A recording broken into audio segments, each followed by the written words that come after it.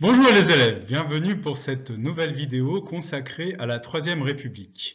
Alors, nous allons plus particulièrement étudier la Troisième République entre 1870 et 1914. La Troisième République, c'est un régime parlementaire, donc il est très différent de notre Cinquième République, qui est un régime très présidentiel. Alors, dans votre manuel scolaire, vous avez un organigramme de cette Troisième République. Les organigrammes, c'est très important de savoir les lire, que ce soit en classe de 4e ou en classe de 3e. Alors, à la base d'un organigramme, nous avons les électeurs. Alors, nous sommes dans un système de suffrage universel masculin. Le droit de vote est à partir de 21 ans, tout comme dans la Deuxième République, que nous avons déjà étudiée. Et puis, au sommet de notre organigramme, nous avons donc le président de la République. Mais attention, la Troisième République est fort différente de notre Cinquième République. Donc là, nous avons un président qui est juste là pour représenter la France. L'essentiel des pouvoirs réside dans le Parlement. Alors le Parlement est composé de deux chambres, on parle de bicamérisme. Première chambre, la Chambre des députés, elle est élue pour 4 ans. Et deuxième chambre, le Sénat. Là, les sénateurs sont élus pour 9 ans, mais le Sénat est renouvelable par tiers. Et puis attention, les sénateurs sont élus par des grands électeurs. Ces grands électeurs, ce sont des conseillers généraux pour les départements ou des conseillers municipaux. Alors, qui est responsable de sa politique devant ce Parlement, puisque nous avons affaire à un régime parlementaire? Eh bien, le gouvernement, qui est dirigé par un président du Conseil des ministres. Ça fait donc 2 présidents, ce qui montre aussi que le président du Conseil des ministres a énormément de pouvoir, puisque n'oublions pas que ministre vient du mot minus, et lui, il s'appelle président. Donc, ce président du Conseil des ministres est responsable de sa politique devant le Parlement, et on change donc très souvent de gouvernement. Alors, tout cela remonte à 1875, les lois fondamentales de la Troisième République que vous avez déjà étudiées dans un devoir précédent. Alors nous allons commencer par la figure présidentielle. En effet, les présidents de la République sont très différents de nos actuels présidents de la République, donc c'est assez intéressant. Alors au début, tout commence très mal, puisqu'il y a déjà eu, sous la Deuxième République, un président élu au suffrage universel masculin. C'était Louis-Napoléon Bonaparte. Mais Louis-Napoléon Bonaparte a fait un coup d'État et il est devenu Napoléon III, nous l'avons déjà vu. Donc finalement, on hésite un peu à donner des pouvoirs à un président. Ça s'avérait être du césarisme et ce président pourrait abuser de ses pouvoirs. C'est pour ça que finalement, il n'a un rôle que représentatif.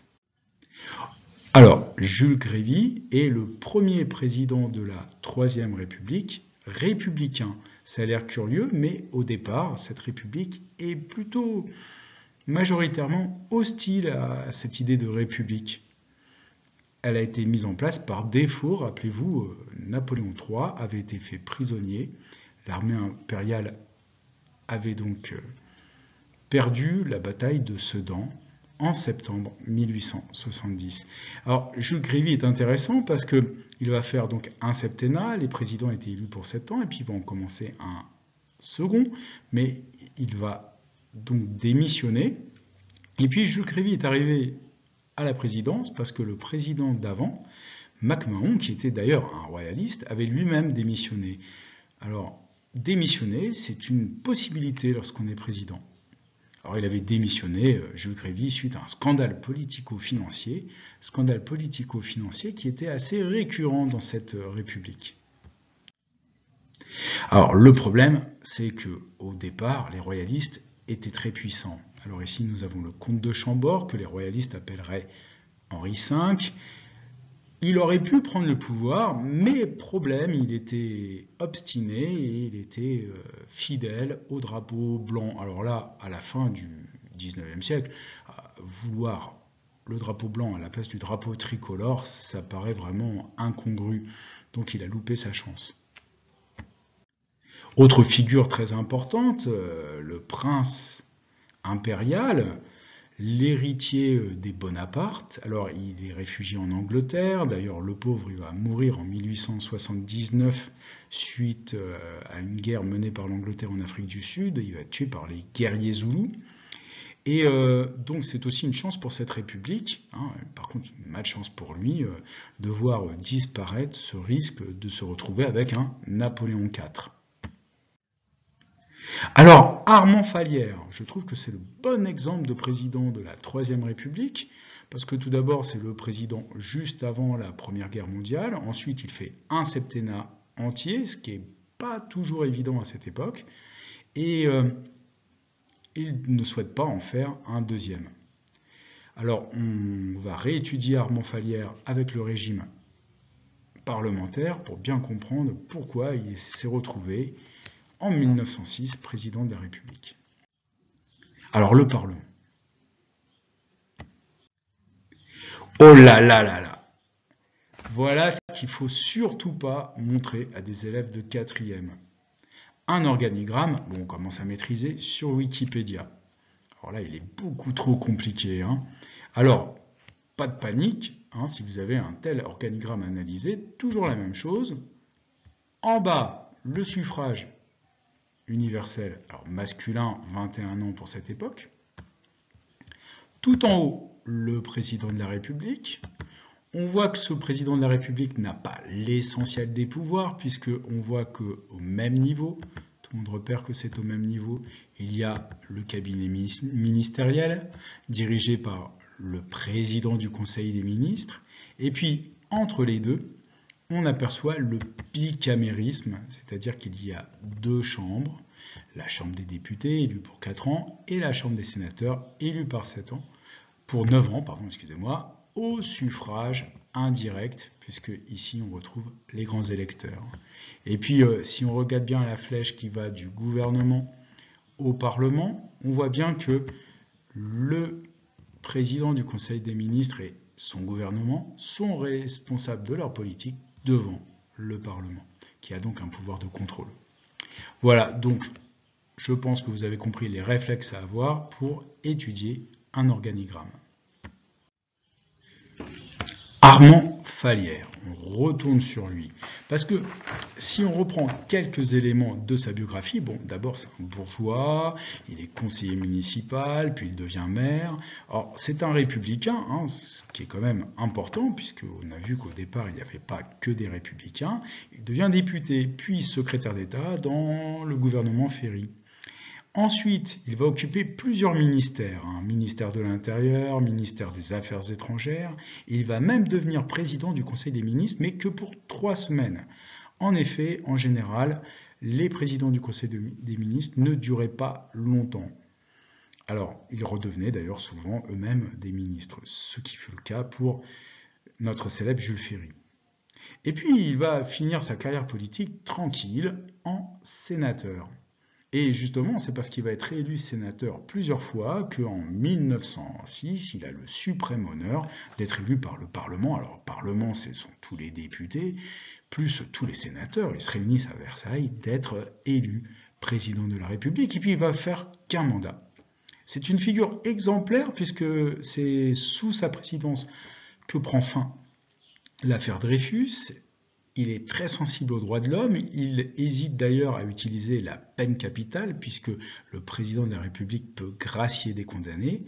Donc on a là une caractéristique de ces présidents de la Troisième République, on peut dire que ce sont des figures morales qui représentent cette France républicaine, fidèle à des idéaux comme liberté, égalité et fraternité.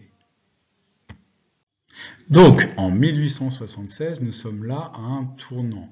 Au départ, cette république est plutôt conservatrice, même royaliste. On aperçoit encore l'existence des royalistes, alors ici des orléanistes, favorables donc à la famille d'Orléans. Rappelez-vous qu'en 1830, il y avait déjà eu une révolution et La famille des Bourbons avait été remplacée par la famille des Orléans avec Louis-Philippe Ier.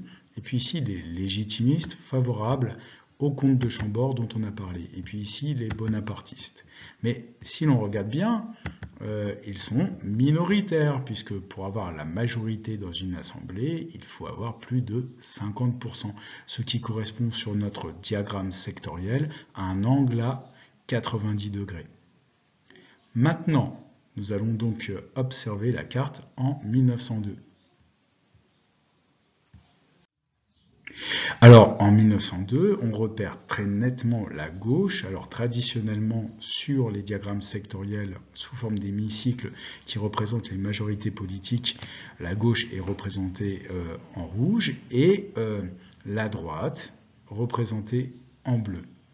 Alors, il faut s'habituer à ces hémicycles qui permettent de voir l'évolution de la vie politique et de bien repérer quand la droite et la gauche sont à majorité.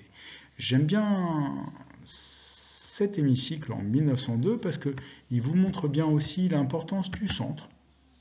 Alors pour le centre, on choisit toujours une autre couleur, puisque c'est généralement les partis au centre qui, en basculant soit à gauche, soit à droite, font renverser les gouvernements et les présidents du Conseil des ministres. Voilà, c'est tout pour cette Troisième République. Rappelons quand même que sous notre président Fallières que nous avons étudié, on va mettre en place l'isoloir. Donc enfin, on peut dire qu'on est véritablement en démocratie puisque le vote devient secret. Et puis cette Troisième République, elle est très importante puisqu'elle va résister à une crise très grave, la Première Guerre mondiale, et elle va tenir et elle va rester une démocratie. Et encore après la Première Guerre mondiale, la vie démocratique va perdurer.